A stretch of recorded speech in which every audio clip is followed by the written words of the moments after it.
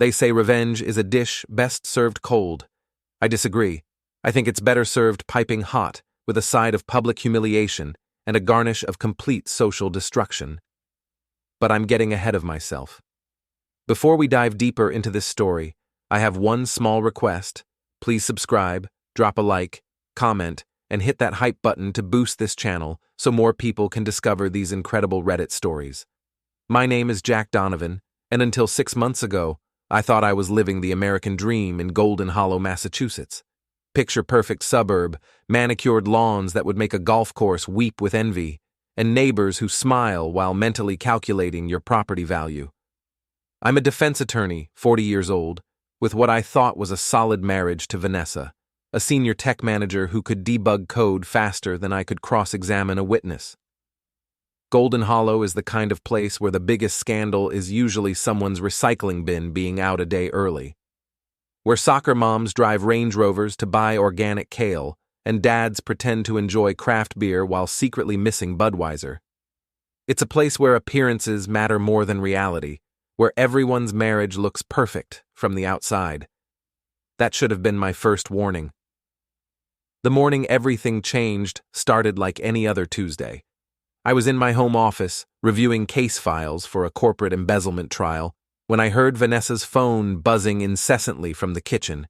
She was upstairs getting ready for work, and the constant notifications were driving me crazy.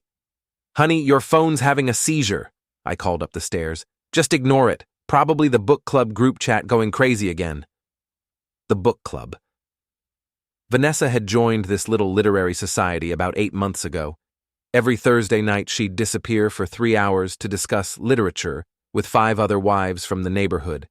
They'd started with classics like Pride and Prejudice, but had recently moved on to what Vanessa diplomatically called contemporary romance. I called it mommy porn, but hey, whatever kept her happy. The buzzing continued. Buzz, buzz, buzz. I walked into the kitchen, glanced at her phone, and saw notification after notification from a group chat called Book Club Beauties. The preview text made me pause. "OMG girls, last night was amazing. Ryan is definitely..." The message cut off there, but something about it felt off. Ryan? That was Ryan Mitchell, Tara's husband. Tara was one of the book club members. Why was Vanessa's book club discussing Tara's husband? I shrugged it off. Probably some inside joke about book characters or something. These women had their own language that I'd long since stopped trying to decode. But as I walked back to my office, that nagging feeling in my gut wouldn't go away. You know the feeling I'm talking about. That little voice that whispers, something's not right, even when everything looks perfectly normal on the surface.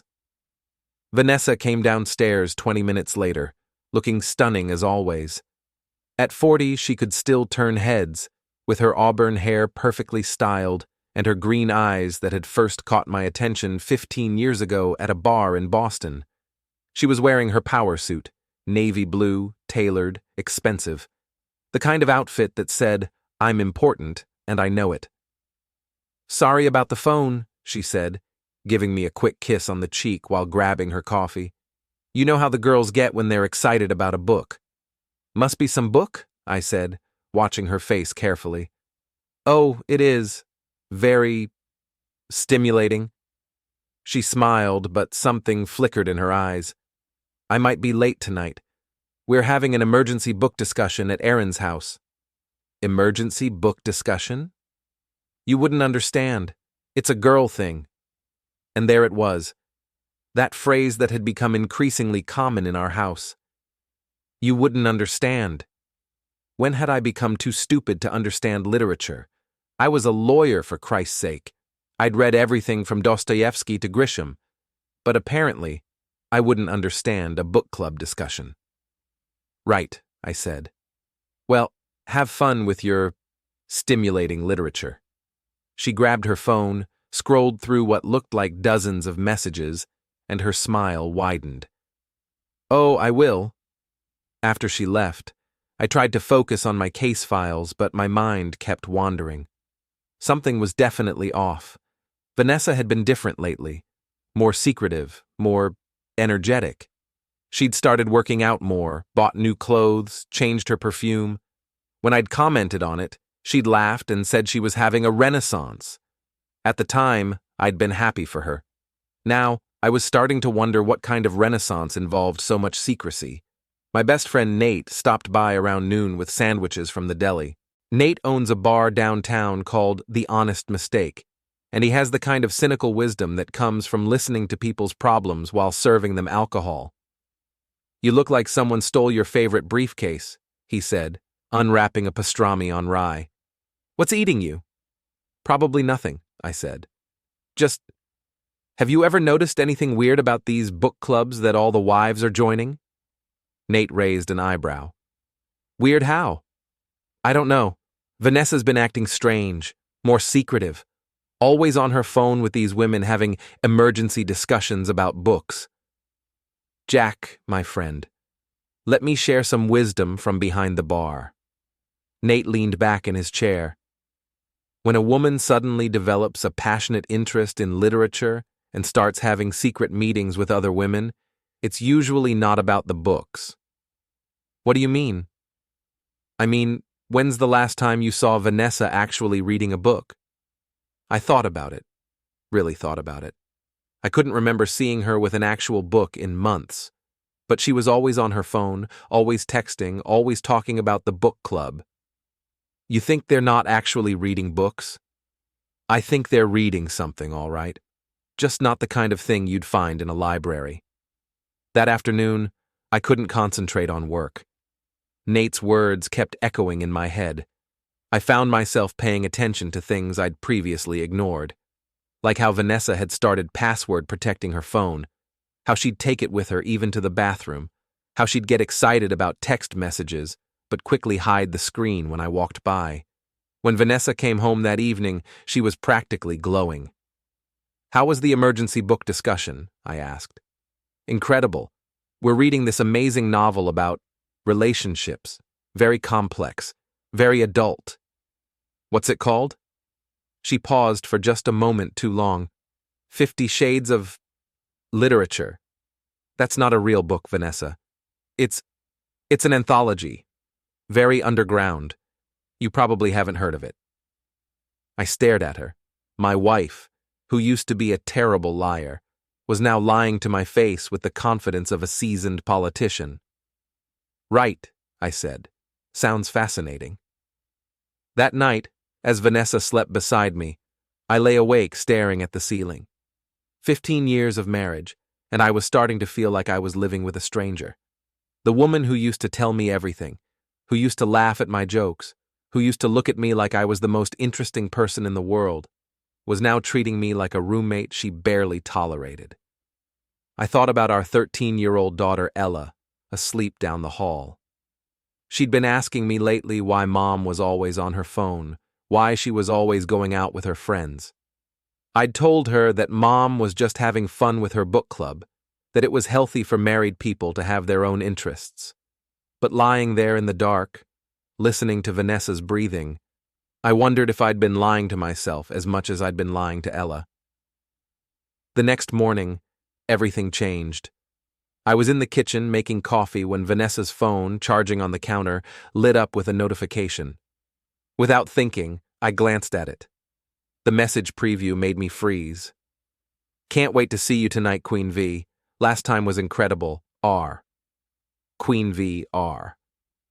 My hand started shaking as I reached for the phone. It was still unlocked from her last use. The message was from someone named Ryan M. in a group chat I'd never seen before, not book club beauties. This one was called After Hours. And as I scrolled through the messages, my perfect world began to crumble. I should have put the phone down, should have walked away, made my coffee, and pretended I hadn't seen anything.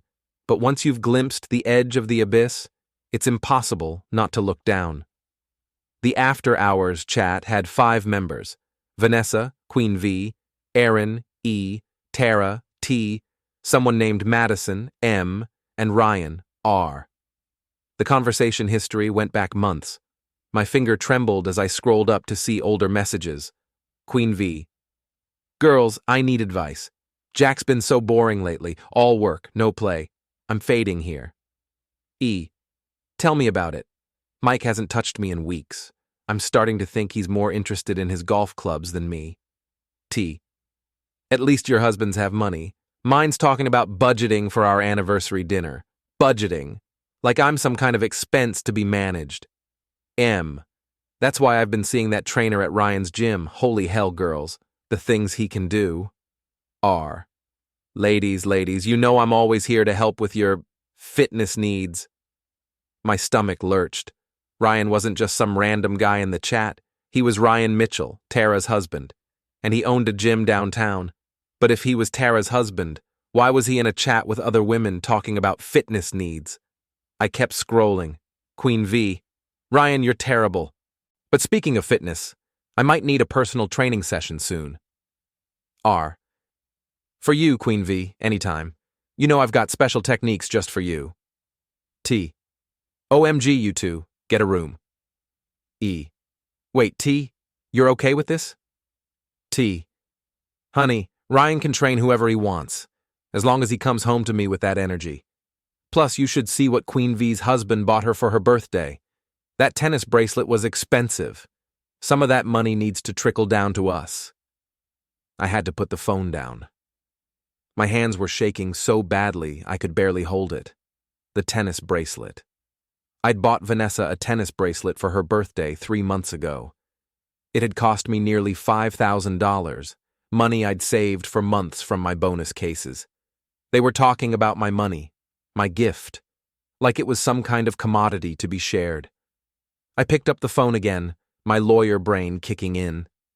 If I was going to confront this, I needed evidence.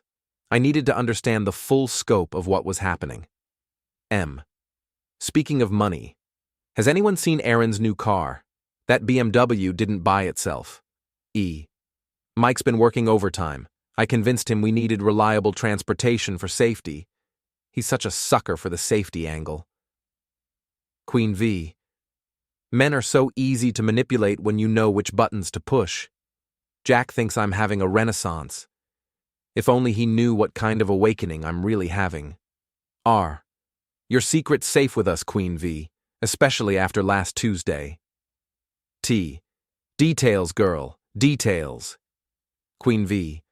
Let's just say Ryan's personal training methods are very hands-on. The phone slipped from my hands and clattered onto the kitchen counter. I felt like I'd been punched in the gut. Vanessa was having an affair with Ryan, Tara's husband, and Tara knew about it. They all knew about it, but it was worse than just an affair. They were treating their marriages like some kind of game, their husbands like ATMs with legs. I heard footsteps on the stairs. Vanessa was coming down for breakfast. Quickly, I grabbed her phone and placed it back exactly where it had been, screen down, still charging. Morning, honey, she said, breezing into the kitchen like she hadn't just destroyed my world with a few text messages. Sleep well? Like a baby, I lied, watching her face. She looked radiant, glowing, the way she used to look at the beginning of our relationship. Because of him. Because of Ryan.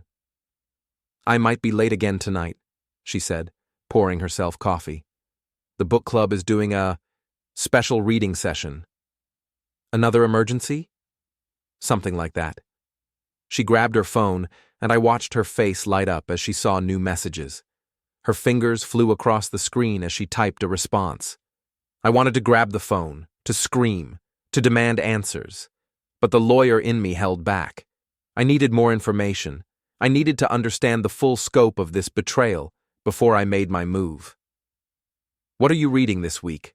I asked casually. Oh, it's a very complex novel about relationships and personal growth. Very psychological. Sounds intense. It is.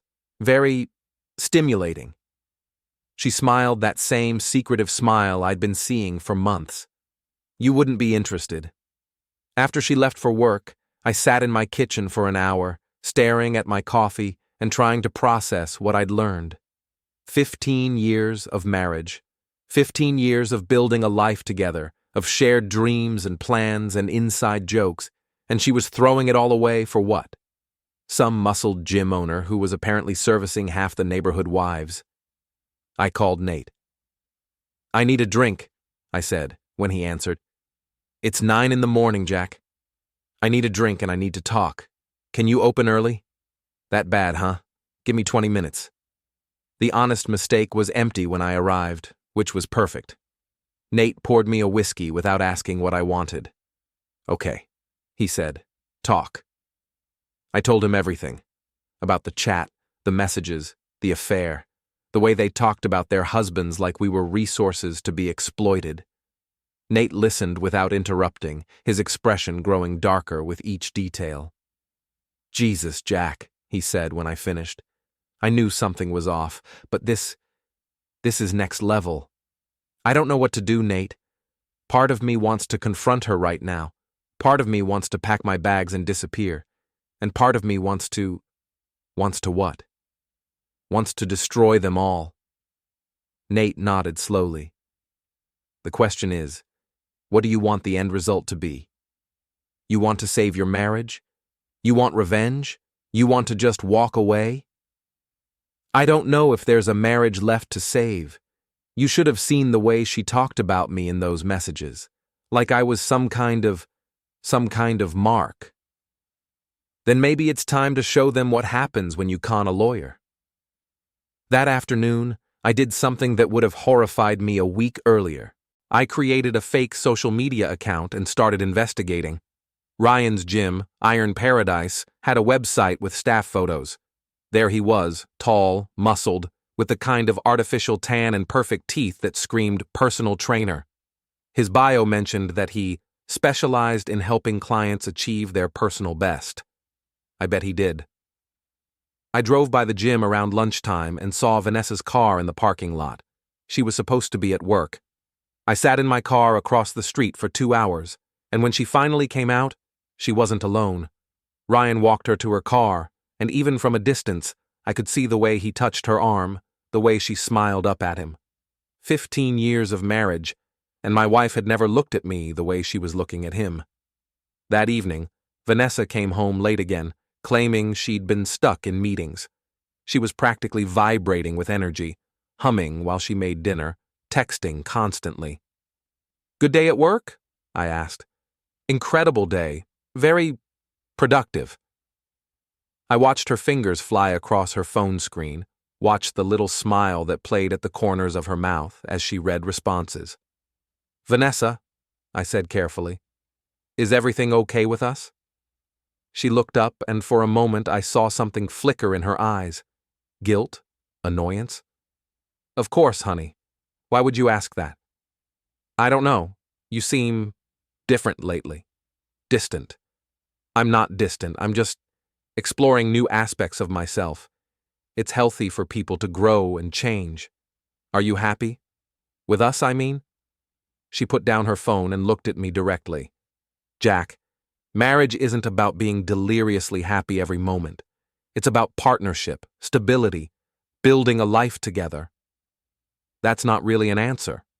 It's the only answer you're going to get." And there it was. The truth, finally. She wasn't happy. Our marriage had become a business arrangement to her, a source of stability and financial security while she got her thrills elsewhere. That night, as she slept beside me, I made my decision. If Vanessa wanted to play games, I'd show her what happened when you played games with someone who made a living outsmarting people for a living. But first, I needed to get into that group chat. The opportunity came sooner than I expected. The next morning, Vanessa was rushing around getting ready for another important meeting when her phone started buzzing incessantly on the nightstand. "Jack, can you check that for me?" she called from the bathroom. "If it's work, tell them I'll be there in 20 minutes. She'd never asked me to check her phone before, never. But apparently, she was so confident in her deception that she thought I was completely clueless. I picked up the phone, and my heart nearly stopped. She'd left the after-hours group chat open, and there was a message from Aaron that made me freeze. Emergency meeting tonight, ladies. Mike's getting suspicious. He found a receipt for the hotel room from last week. Shit. What did you tell him? E. That it was for a work conference, but he's asking too many questions. Queen V. Stay calm. Men are stupid. They believe what they want to believe. R. Maybe we should cool it for a while. Queen V. Absolutely not. I'm not giving up the best thing that's happened to me in years because our husbands are getting paranoid. M. Easy for you to say. Jack's clueless. Mike's actually smart. Queen V. Jack's not smart. He's just observant. There's a difference. I've got him completely fooled. I stared at the screen, my hands shaking with rage, completely fooled. That's what she thought of me. That's what they all thought of their husbands.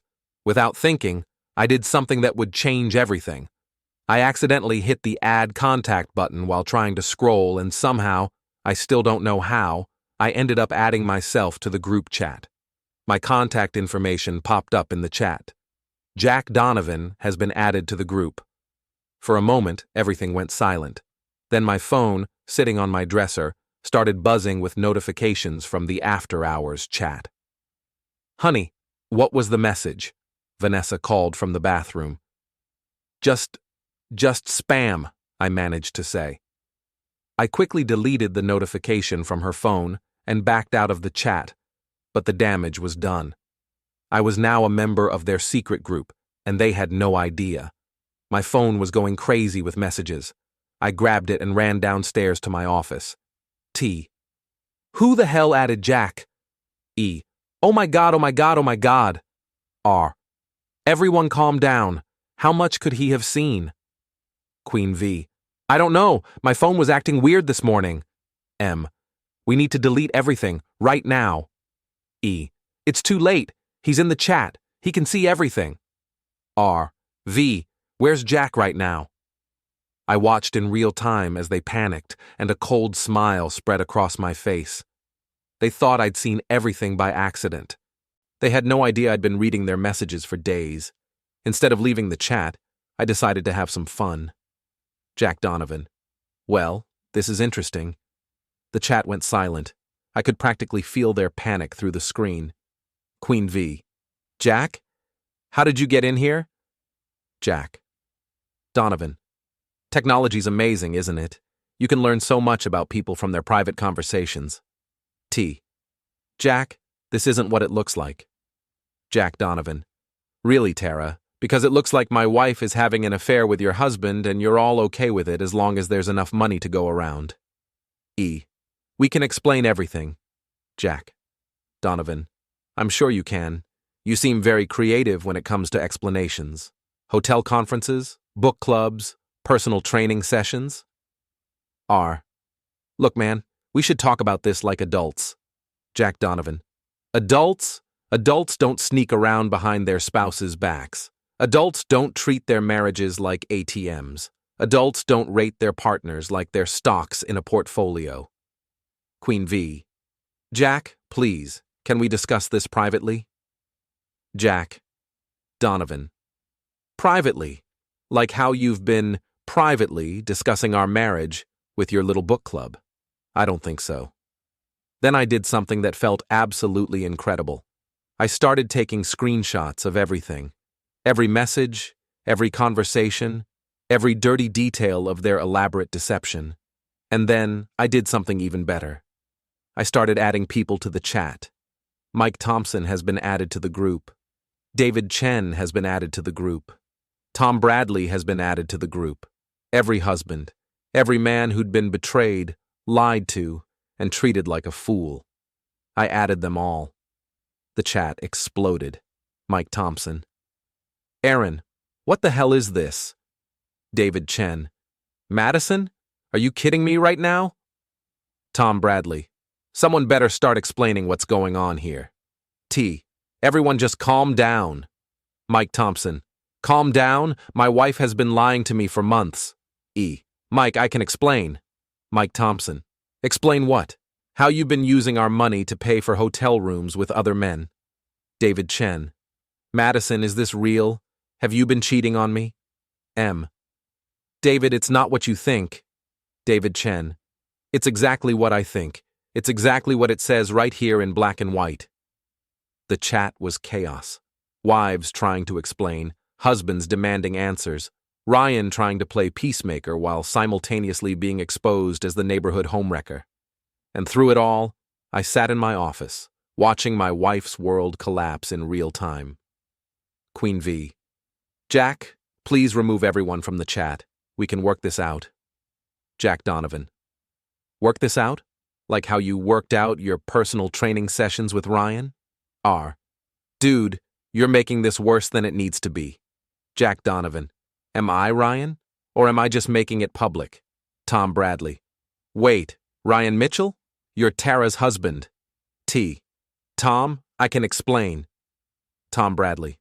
You can explain why your husband is having affairs with all of our wives? R. It's not like that, man. Jack Donovan.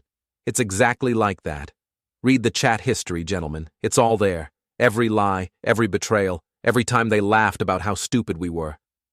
Upstairs, I could hear Vanessa's phone ringing, then my name being called, then footsteps running down the stairs. She burst into my office, her face pale, her hands shaking. Jack, what have you done? I looked up at her calmly. I've done what you should have done months ago. I've told the truth. You don't understand. This will ruin everything. Everything was already ruined, Vanessa. I just made it visible. She lunged for my phone, but I pulled it away. Delete the chat, Jack, please. Think about Ella. Think about our family. I am thinking about Ella. I'm thinking about how she's going to feel when she finds out her mother is a liar and a cheat. I'm thinking about how she's going to feel when she realizes the woman she looks up to has been treating her father like garbage for months. Vanessa's phone was ringing constantly now. The other wives, probably. Or their husbands. Or both. This isn't over, she said. You're right, I replied, looking back at my phone where the chat was still exploding with accusations and denials. It's just getting started. Word travels fast in Golden Hollow, but scandal travels at the speed of light. By Friday afternoon, 3 days after the group chat explosion, the entire neighborhood was buzzing with whispers, sideways glances, and hastily canceled social events.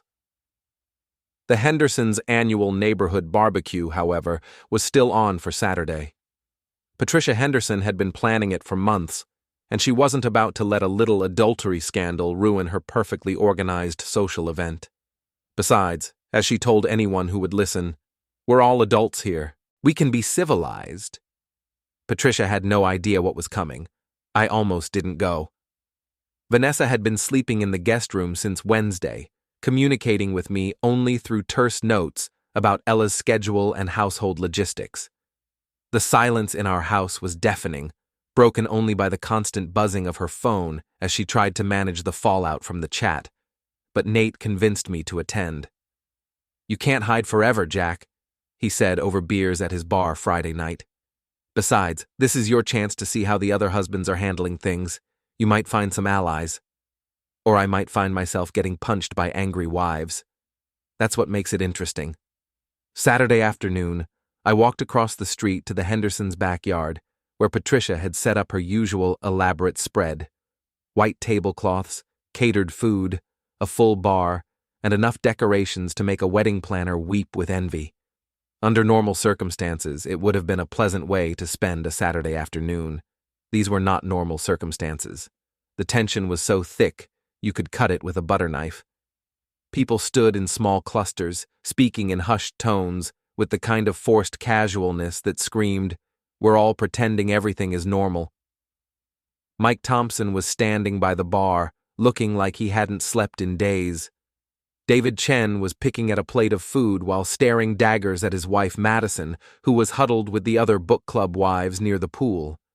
Tom Bradley was nowhere to be seen, but his wife Tara kept checking her phone nervously. And then there was Ryan Mitchell, holding court near the grill like nothing had happened, telling jokes and slapping backs like he wasn't the reason half the marriages in the neighborhood were imploding. The audacity was breathtaking. "Jack!" Patricia Henderson swooped over with her hostess smile firmly in place. "So glad you could make it. Where's Vanessa?" "She's not feeling well," I said. "Oh, what a shame. I hope it's nothing serious." Before I could answer, Mike Thompson appeared at my elbow. "Jack, can I talk to you for a minute?" We walked to a quiet corner of the yard, away from the crowd. "I wanted to thank you," Mike said quietly, "for adding me to that chat, for showing me the truth. How are you holding up?" "I'm not. Erin moved out yesterday, took the kids to her sister's place, says she needs space to figure things out." He laughed bitterly. 15 years of marriage and she needs space to figure out whether she wants to keep screwing around. "I'm sorry, Mike." "Don't be. You did me a favor. I was living in a fantasy. At least now I know where I stand." David Chen joined us, looking equally haggard. "Madison's claiming it was all just harmless flirting. Says nothing physical ever happened." "Do you believe her?" I asked. "Hell no. You don't rent hotel rooms for harmless flirting." We stood there in silence, 3 men whose wives had been exposed as liars and cheats, watching the party continue around us like nothing had happened. That's when Ryan Mitchell made his mistake. He walked over to us with a beer in his hand and that same cocky smile he'd been wearing all afternoon. "Hey guys," he said casually. "Look, I know things are a little awkward right now, but I think we can all be mature about this." Mike stared at him. "Mature?" "Yeah, you know. What's done is done. No point in dwelling on it. We're all adults here." "Adults," David repeated slowly. "Exactly. I mean, it's not like anyone got hurt, right? Everyone's been having a good time. No harm, no foul." I watched Mike's face turn red. David's hands clenched into fists. "No harm?" Mike said, his voice dangerously quiet. "Come on, Mike. Erin's a grown woman. She can make her own choices." That's when Mike snapped. "You snake!" Mike's fist connected with Ryan's jaw with a sound like a baseball bat hitting a watermelon. Ryan stumbled backward, beer flying everywhere, and crashed into the dessert table. Chocolate cake and fruit salad went flying. The entire party stopped. Conversations halted mid-sentence. Everyone turned to stare as Ryan struggled to his feet, red liquid streaming from his nose. "You crazy bastard!" Ryan shouted. "What the hell is wrong with you?" "What's wrong with me? What's wrong with me?" Mike was advancing on Ryan, fists still clenched. "You've been screwing my wife for months, and you want to know what's wrong with me?" David stepped up beside Mike. "And mine." I found myself moving to join them. "And mine." Ryan looked around desperately, red liquid still dripping from his nose. "Guys, come on, this is crazy. We can work this out." "Work it out?" Mike laughed, but there was no humor in it. "Like how you worked out your personal training sessions with our wives." The crowd was gathering now, sensing drama. I could see phones coming out, people starting to record. "You want to know what's really crazy?" I said, my voice carrying across the suddenly silent yard. "What's crazy is that you thought we'd never find out. What's crazy is that you thought we were so stupid, so blind, that you could carry on this elaborate charade right under our noses." "Jack, please," came a voice from behind me. I turned to see Vanessa pushing through the crowd, her face pale. "Don't do this here." "Don't do what, Vanessa? Don't tell the truth? Don't let everyone know what kind of person you really are?" "You're embarrassing yourself." "I'm embarrassing myself?" I laughed, and it felt good. It felt cleansing. "I'm not the one who's been sneaking around for months. I'm not the one who's been lying to everyone I'm supposed to care about."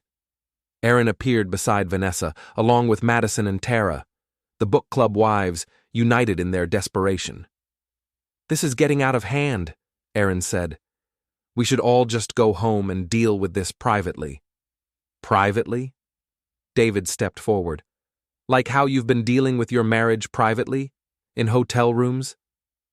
"It's not what you think," Madison said. "It's exactly what I think." David pulled out his phone. "Should I read some of the messages out loud? Should I share with everyone here how you raided our bank accounts? How you laughed about how easy we were to manipulate?" The crowd was pressing closer now, hungry for details. I could see Patricia Henderson frantically trying to restore order, but it was too late. The dam had burst. "You want to know what's really sick?" I said, my voice getting louder. "It wasn't just the affairs. It was the way you talked about us, like we were resources to be exploited, like our feelings didn't matter as long as you were having fun and spending our money."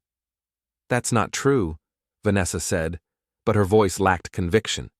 "Really? Should I quote some of your messages? Should I tell everyone here how you called me clueless and boring? How you said I was easy to manipulate?" Ryan was still dabbing at his red nose, looking around desperately for an escape route. "Look, this is all just a big misunderstanding." "The only misunderstanding," Mike said, "was thinking you had any decency." "Or thinking our wives had any loyalty," David added. That's when Tara made her own mistake. "You men are all the same. You take us for granted, ignore us for years, and then act shocked when we find happiness elsewhere."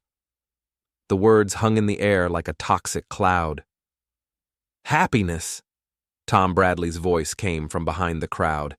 He'd finally arrived, and from the look on his face, he'd heard enough. "You call destroying our family happiness?" Tara's face went white. "Tom, I didn't see you there. Obviously, you've been pretty good at not seeing me for months." Tom walked through the crowd, and I could see the pain and anger warring in his expression. "You know what, Tara? You're right. I did take you for granted. I worked 60 hours a week to pay for this house, your car, your clothes, your book club meetings. I thought I was building a life for us. I thought I was being a good husband and provider." "Tom, please." "I'm not finished." His voice was steel. "I took you for granted so much that I never imagined you'd repay me by sleeping with other men. I took you for granted so much that I never thought you'd humiliate me in front of our entire neighborhood. My mistake." The silence was deafening. Even the kids had stopped playing and were staring at the adults with wide, confused eyes. "I think," Patricia Henderson said weakly, "maybe we should all just—" "No." I cut her off. "We shouldn't all just anything. We should stop pretending this is normal. We should stop acting like this is just some minor social awkwardness that we can smooth over with politeness." I looked around at the crowd, at the faces of my neighbors, people I'd known for years. "These women," I pointed at the book club wives, "have been lying to all of us for months. They've been treating their marriages like jokes, their husbands like ATMs, and their families like obstacles to their personal entertainment." "Jack, stop," Vanessa pleaded. "And this man," I pointed at Ryan, "has been helping them do it. He's been sleeping with married women, destroying families, and acting like it's all just good fun." Ryan straightened up, some of his cockiness returning. "You know what, Jack? Maybe if you guys were better husbands, your wives wouldn't need to look elsewhere for satisfaction." The words hit like a physical blow. I felt Mike and David tense beside me. "Better husbands?" I said quietly. "Better husbands." I walked closer to Ryan, close enough to see the fear starting to creep into his eyes. "You want to know what would make me a better husband, Ryan? Maybe I should start treating my marriage the way you treat yours. Maybe I should start lying, cheating, and manipulating. Maybe I should start thinking only about my own pleasure and screw everyone else." "That's not what I meant." "That's exactly what you meant. You meant that we deserved this, that we somehow brought this on ourselves by being faithful, honest, and trusting." I could feel the crowd's attention like a physical weight. Phones were definitely recording now. This would be all over social media within hours. Good. "You know what the real tragedy is?" I said, my voice carrying across the silent yard. "It's not just that you destroyed our marriages. It's that you made us doubt ourselves. You made us wonder if we were crazy for expecting loyalty. You made us feel guilty for wanting honesty." I turned to look at Vanessa, at the woman I'd loved for 15 years. "But I'm not crazy, and I'm not guilty, and I'm done pretending that any of this is my fault." The confrontation was interrupted by the sound of sirens in the distance. Someone had called the police about the fight. "Great," Patricia Henderson muttered. "Just perfect." As the sirens got closer, I looked around at the wreckage of what had been a pleasant neighborhood gathering. Overturned tables, spilled food, crying wives, angry husbands, and confused children. And in the middle of it all, Ryan Mitchell, still dabbing at his red nose, finally understanding that his actions had consequences. But this was just the beginning. The police took statements from everyone, but no one pressed charges. Mike's punch was written off as a domestic dispute, and Ryan was too embarrassed to admit he'd been beaten up by a man he'd been cuckolding for months. By Sunday morning, the story had spread beyond Golden Hollow. Someone's cell phone video of the confrontation had gone viral on social media with the hashtag #BookClubGate. The local news picked it up. By Monday, I was getting calls from reporters wanting to interview the wronged husband who exposed the cheating wives. I declined all interviews, but the damage was done. Everyone knew. Everyone was talking about it. And I was just getting started. Vanessa tried to come home Sunday night, but I'd changed the locks. She stood on our front porch for 20 minutes, ringing the doorbell and calling my name, while neighbors watched from their windows. "Jack, please," she said through the door. "We need to talk about Ella. We need to figure this out like adults."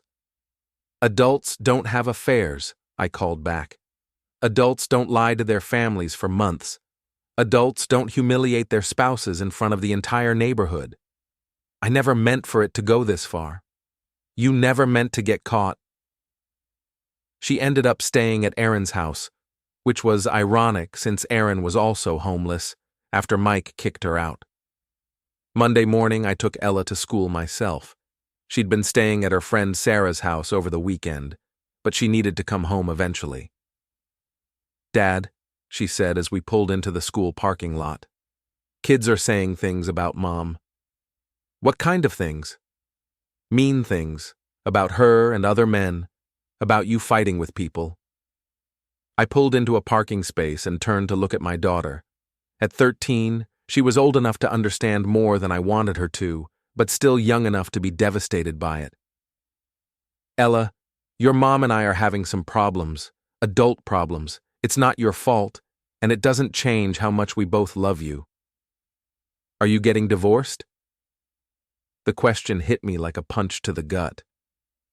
"I don't know, sweetheart. Maybe." Because of what happened at the barbecue? Because of things that happened before the barbecue.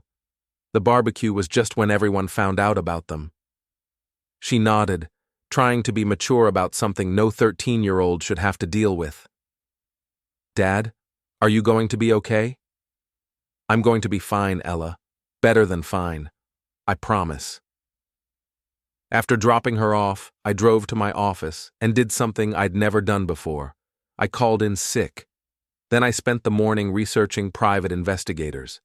If Vanessa wanted to play games, I'd show her what happened when you played games with someone who understood the rules better than she did. The investigator I hired was a former cop named Janet Murphy.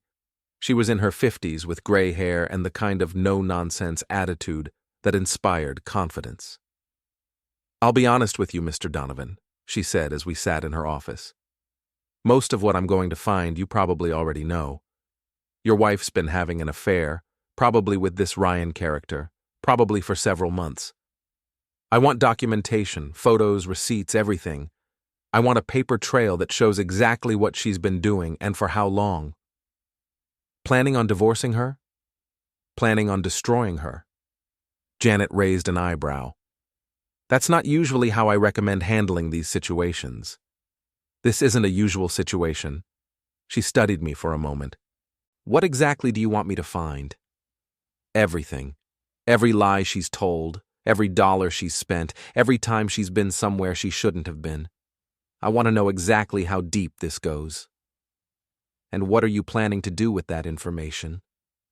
"I'm planning to make sure she never lies to anyone again." Janet leaned back in her chair. "Mr. Donovan, I've been doing this for 15 years. I've seen a lot of angry spouses, and I understand the desire for revenge. But you need to think carefully about how far you want to take this. She humiliated me in front of my entire neighborhood. She destroyed my marriage, lied to my daughter, and treated me like I was too stupid to notice. How far would you take it?" She smiled grimly. As far as necessary. While Janet got to work, I had my own projects to pursue. The first was Ryan's gym. Iron Paradise was the kind of place that catered to suburban housewives looking to tone up and middle-aged men trying to recapture their youth. It was all chrome and mirrors and motivational posters, with a juice bar that charged $15 for a protein smoothie. I'd never been inside before, but I decided it was time to check it out. Ryan was behind the front desk when I walked in, and the look on his face when he saw me was priceless. His nose was still slightly swollen from Mike's punch, and he had the kind of nervous energy of someone who knew he was in trouble, but didn't know how much. "Jack," he said, trying to sound casual, "what brings you here?" "I was thinking about getting in shape," I said. "I hear you offer very personal training sessions." His face flushed. "Look, man, about what happened at the barbecue. What about it? Things got a little heated. Maybe we said some things we didn't mean." "I meant everything I said, Ryan. Every word." I looked around the gym, taking in the expensive equipment, the fancy decor, the wall of photos showing Ryan with various clients. Several of the photos featured women I recognized from the neighborhood. "Nice place," I said. "Must be expensive to maintain." "We do all right." "I bet you do. All those personal training sessions must really add up." Ryan's jaw tightened. "If you're not here to work out, maybe you should leave." "Actually, I am here to work out. I'm here to work out some problems I've been having." I walked over to the wall of client photos and stopped in front of one that showed Ryan with his arm around Vanessa. They were both smiling, both looking very close.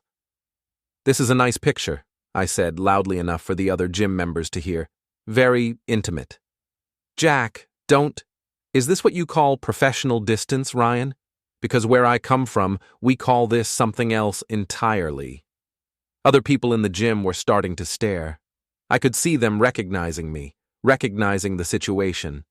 Some of them had probably seen the barbecue video. "You need to leave," Ryan said, his voice getting louder. "Why? I'm just admiring your client photos. This one's particularly interesting." I pointed to another photo of Ryan with Madison Chen. "And this one. And this one." I was moving along the wall now, pointing out photos of Ryan with various married women from the neighborhood. The gym was getting quieter as more people stopped their workouts to listen. "You seem to specialize in a very specific type of client, Ryan. Married women, wealthy married women, lonely married women. That's enough. Is it? Because I'm just getting started." I turned to address the gym. "Ladies and gentlemen, I'd like you to meet Ryan Mitchell, Golden Hollow's premier home wrecker. He specializes in destroying marriages while maintaining his six-pack abs." "Get out!" Ryan shouted. "Or what? You'll call the police and tell them what? That I'm telling the truth about your business practices?" I could see people pulling out their phones, starting to record. The viral video from the barbecue had made me locally famous, and this was clearly going to be the sequel. "You want to know what's really funny, Ryan?" I said, my voice carrying throughout the suddenly silent gym. "You thought you were so smart. You thought you had it all figured out. Seduce the bored housewives, take their money, enjoy the benefits, and never face any consequences. You're crazy." "I'm not crazy. I'm just done being quiet about it." I walked back to the front desk where Ryan was standing, his face red with anger and embarrassment. "Here's what's going to happen, Ryan. I'm going to make sure everyone in this town knows exactly what kind of business you really run here. I'm going to make sure every husband, every wife, every parent knows that Iron Paradise is where marriages go to fade. You can't do that. Watch me." I turned and walked toward the exit, but stopped at the door. "Oh, and Ryan, you might want to invest in some security cameras. I have a feeling you're going to need them." As I left the gym, I could hear the buzz of conversation starting up behind me. By evening, the story would be all over social media. By tomorrow, it would be all over town. But that was just the warm-up act. The real show was about to begin. 3 weeks later, Janet Murphy delivered her report. It was a masterpiece of investigation, a detailed chronicle of betrayal that went far beyond what I'd discovered in the group chat. Vanessa's affair with Ryan had been going on for 8 months, not the few months I'd suspected. They'd used our joint credit card to pay for hotel rooms, charging them as business expenses for her fake work conferences. She'd withdrawn over $15,000 from our savings account, claiming it was for investment opportunities that turned out to be gifts for Ryan and spa days with her book club friends.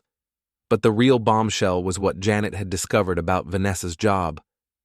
"Your wife has been stealing from her company," Janet said as we sat in her office, the report spread out between us. "She's been using her access to client accounts to skim money into a personal account she set up with Ryan's help." "How much?" "Over $200,000 in the past year." I stared at the documents, my hands shaking. She's been embezzling. And she's been using Ryan as her accomplice. He's been helping her launder the money through his gym's business accounts. Jesus Christ. There's more. The book club wives weren't just having affairs. They were running a whole operation. Erin's been selling insider information from her husband's investment firm. Madison's been using her job at the bank to help them hide money. Tara's been forging documents. I looked up at Janet. They're criminals. They're criminals who thought they were too smart to get caught. What do we do with this information? That depends on what you want to happen to your wife. I thought about Ella, about the daughter who was already struggling with her parents' separation. I thought about the life Vanessa and I had built together, the 15 years of marriage that were now revealed to be largely a lie. But mostly, I thought about the way she'd looked at me that day in the kitchen, the way she'd called me clueless and easy to manipulate. "I want her to face consequences," I said. "Real consequences. Even if it means prison? Especially if it means prison." Janet nodded. "Then we need to be very careful about how we handle this. If we're going to take down this whole operation, we need to do it right." "What do you recommend?" "We set a trap. We make them think they're safe, and then we spring it when they least expect it." The trap Janet devised was elegant in its simplicity. We would let Vanessa know that I was planning to file for divorce, but that I was willing to settle quietly to avoid further embarrassment. We'd make her think she'd won, that she could walk away with half of everything and start fresh with Ryan. Meanwhile, we'd be documenting everything, building an airtight case that would bring down not just Vanessa, but the entire book club conspiracy. "The key," Janet explained, "is to get them all together in one place where we can record them discussing their crimes. Once we have that, we can turn everything over to the FBI." "The FBI?" "This is interstate wire fraud, money laundering, and organized conspiracy. This is way beyond local police jurisdiction." The opportunity came sooner than expected. Erin called me on a Thursday afternoon, her voice honey-sweet with false concern. "Jack, I know things have been difficult between you and Vanessa, but we're all friends here. We've known each other for years. Surely we can work this out like civilized people." "What did you have in mind?" "A peace meeting, all the couples, sitting down together, talking through our problems like adults. No lawyers, no drama, just honest conversation." "And where would this meeting take place?" "Ryan's offered to host it at his house Saturday evening. Neutral territory." I almost laughed. Ryan's house was about as neutral as a battlefield, but it was perfect for what Janet and I had planned. "I'll think about it." "Please, Jack, for Ella's sake, for all our children's sakes, we need to find a way to move forward." After I hung up, I called Janet. "They're planning something," I said. "This isn't about making peace. This is about damage control." "Perfect. That means they'll be talking freely about their crimes, trying to coordinate their stories. We'll get everything we need." Saturday evening, I arrived at Ryan's house with a hidden recording device and a heart full of anticipation.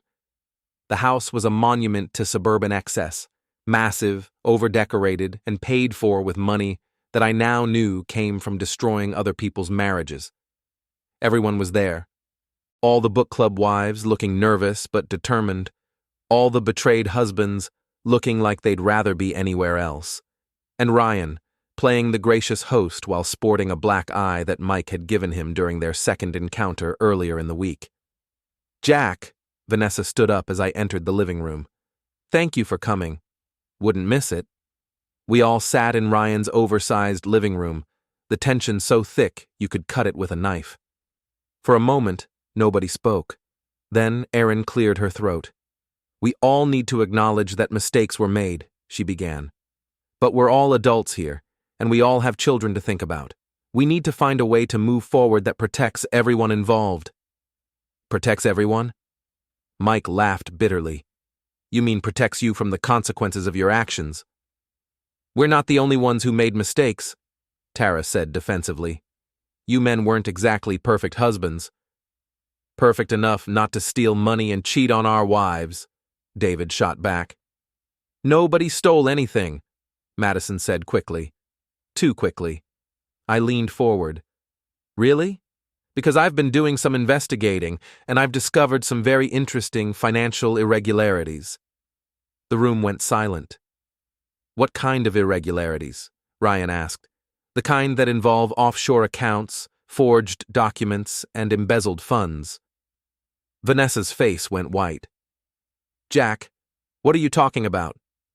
"I'm talking about the $200,000 you've stolen from your company. I'm talking about the money laundering operation you've been running through Ryan's gym. I'm talking about the insider trading, the bank fraud, and the conspiracy charges you're all looking at." The silence was deafening. Then Erin laughed nervously. "Jack, you're being paranoid. We're talking about some marital problems, not some criminal conspiracy." "Are we?" "Because I have documentation of everything. Bank records, email trails, recorded conversations, everything." "You're bluffing," Ryan said, but his voice lacked conviction. "Am I? Should I call the FBI agent I've been working with? Should I have him come over and explain the charges you're all facing?" That's when the panic set in. "You bastard!" Vanessa hissed. "You've been setting us up." "I've been collecting evidence of crimes you've already committed. There's a difference." "We can work this out," Erin said desperately. "We can pay back the money, make this all go away." "With what money? The money you stole? The money you've already spent on hotel rooms and jewelry and spa treatments?" The room erupted. Everyone talking at once, accusations flying, the carefully maintained facade of civilized discussion collapsing completely. And through it all, the recording device in my jacket pocket captured every word. "You want to know what's really funny?" I said, my voice cutting through the chaos. "You all thought you were so smart. You thought you had it all figured out. You thought you could destroy our families, steal our money, and walk away without any consequences." "We never meant for it to go this far," Madison said, tears streaming down her face. "You meant every bit of it. You planned it, you executed it, and you enjoyed every minute of it. The only thing you didn't plan on was getting caught." "What do you want?" Vanessa asked quietly. "I want justice. I want consequences. I want everyone in this room to face the reality of what they've done." "And what about Ella? What about our daughter?" "Ella deserves better than a mother who's a criminal. She deserves better than parents who built their life on lies and stolen money." I stood up and looked around the room at the faces of people I'd known for years, people I'd considered friends, people who'd betrayed me in ways I'd never imagined possible. "You want to know what the real tragedy is? It's not that you destroyed our marriages. Marriages can be rebuilt. It's not that you stole our money. Money can be replaced. The real tragedy is that you destroyed our ability to trust, not just you, but anyone." I walked toward the door, then stopped and turned back. "But here's the thing about consequences. They don't care about your excuses. They don't care about your regrets. They don't care about your children, or your reputations, or your comfortable lives. They just are." I opened the door and stepped out into the cool evening air. "The FBI will be in touch," I called back. "I suggest you all get lawyers, good ones." As I walked to my car, I could hear the chaos erupting behind me. Shouting, crying, accusations, and the sound of lives falling apart. 6 months later, Vanessa was sentenced to 3 years in federal prison for embezzlement and money laundering. Ryan got 5 years for his role in the conspiracy. Aaron, Madison, and Tara all received sentences ranging from 18 months to 2 years. The book club was officially disbanded. I got full custody of Ella, who handled the whole situation with more maturity than any of the adults involved. We moved to a new house in a different neighborhood, far from Golden Hollow and its perfect lawns and imperfect people. On the day Vanessa was sentenced, I sat in the courtroom and watched as she was led away in handcuffs. She looked back at me once, and I saw in her eyes the same look of shocked disbelief that had been there the day I exposed the group chat. She still couldn't believe there had been consequences. But as I walked out of the courthouse and into the sunshine, I felt something I hadn't felt in months. Peace. Not happiness, not satisfaction, but peace. The kind of peace that comes from knowing that justice has been served, that lies have been exposed, and that sometimes, just sometimes, the good guys win. Ella was waiting for me outside the courthouse, and as we walked to our car, she slipped her hand into mine. "Dad," she said. "Yeah, sweetheart. I'm proud of you." "For what?" "For fighting back, for not letting them win." I squeezed her hand and smiled.